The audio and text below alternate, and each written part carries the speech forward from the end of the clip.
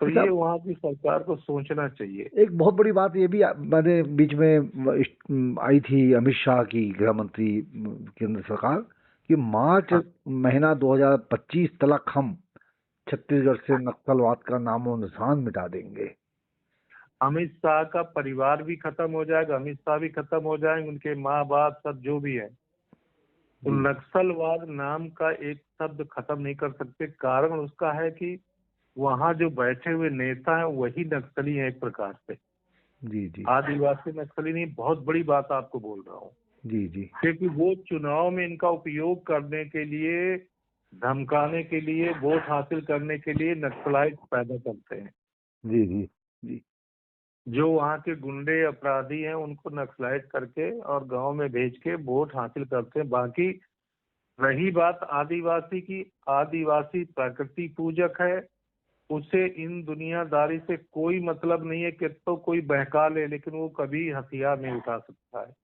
जी जी जी इतना तो मैंने 25 साल के अपने जीवन में उनके बीच में कार्यरत हूँ, और 25 साल में मैंने ये सीखा है, देखा है, और भली भांति उनके मन को पहचाना है मैंने कि आदिवासी कभी किसी की हत्या नहीं कर सकता है।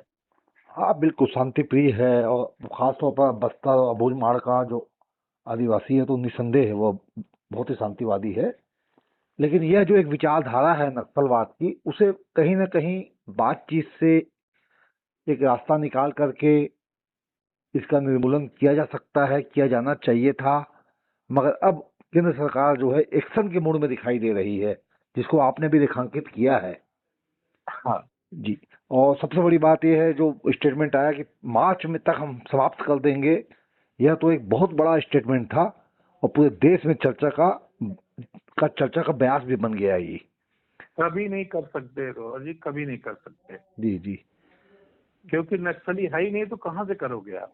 जी जी जी हमारे छत्तीसगढ़ में, मध्य प्रदेश में नक्सली है ही नहीं है। जी जी वो तो केवल बनाया जा रहा है, केवल वोट बैंक के हासिल करने के लिए।